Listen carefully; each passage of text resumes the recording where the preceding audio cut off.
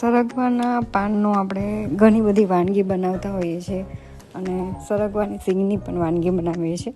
તો આજે આપણે સરગવાના ફૂલનું શાક બનાવીશું. તો ચલો રેસીપી સ્ટાર્ટ કરીએ.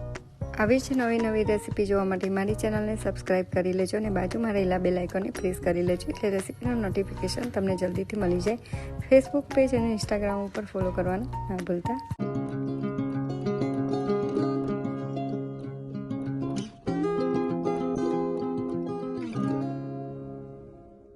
આપણે શાક બનાવવા માટેની તૈયારી કરી લીધી છે. તો એક ડુંગળીને આપણે સમારી લીધી છે, એક ટમેટાને આ રીતે સમારી લેવાના છે, આદુ મરચાં લસણની પેસ્ટ અને કોથમીર લેવાની છે. અને આ આપણે જે સરગવાના ફૂલ હોય તેની ડાળખીમાંથી આ રીતે ફૂલને અલગ કરી લીધા છે. એને સારી રીતે ધોઈ નાખવાના અને એકદમ સરસ કોરા કરી લેવાના છે. તો ગેસ ઉપર એક પેન રાખી દઈશું, તેમાં 3 થી 4 ચમચી જેટલું ઓઇલ એડ કરીશું.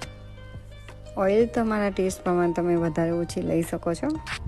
ઓઇલ ગરમ થાય એટલે તેમાં ચપટી જેટલું જીરું એડ કરીશું,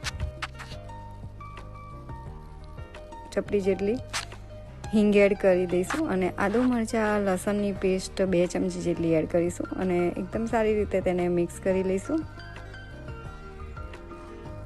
અને અડધી મિનિટ તેને આ રીતે સાતરવા દઈશું. હવે તેમાં 1 નંગ ઝીણી સમારેલી ડુંગળી એડ કરીશું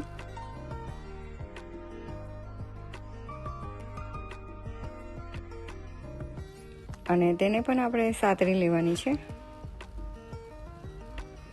થોડું મીઠું એડ કરીશું એટલે ડુંગળી સાતરવામાં ઝડપથી સતરાઈ જાય.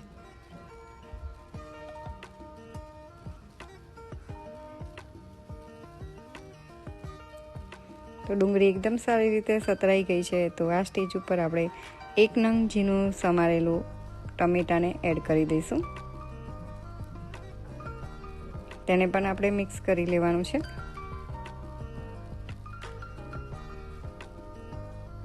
અને એકદમ સરસ ટમેટા મેશ થઈ જાય ત્યાં સુધી તેને થવા દઈશું. અને આ રીતે તેને એકદમ સરસ મેશ કરી લેવાના.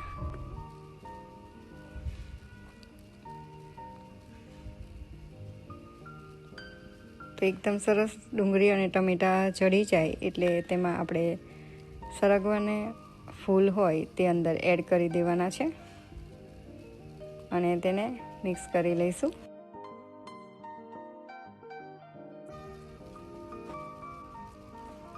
તેમાં અડધી ચમચી જેટલી હળદર એડ કરીશું, 1 ચમચી લાલ મરચું પાવડર, 1 ચમચી જેટલું ધાણા જીરું પાવડર એડ કરીશું અને બધું સારી રીતે આપણે મિક્સ કરી લેવાનું છે.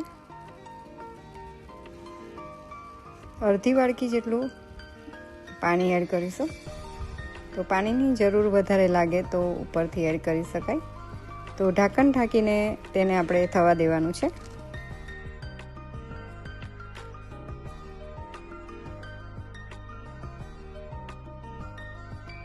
તો 1 મિનિટ પછી ઢાંકણ ખોલીને આપણે તેને હલાવી લેવાનું છે. જો ચડી ગયું ના હોય તો થોડું પાણી એડ કરીને તેને 1 થી 2 મિનિટ માટે ચડવા દેવાનું. તો હજુ આપણે 1 મિનિટ માટે ઢાંકણ ઢાંકીને રાખી દઈશું.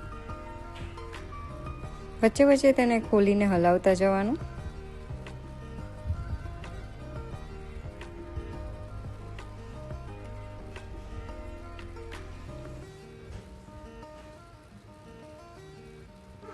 તો તેલ એકદમ છૂટું પડી ગયું છે એટલે આપણું શાક રેડી છે.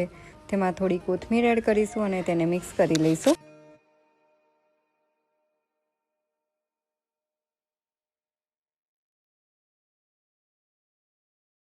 તો આ આપણું સરગવાના ફૂલનું શાક રેડી છે.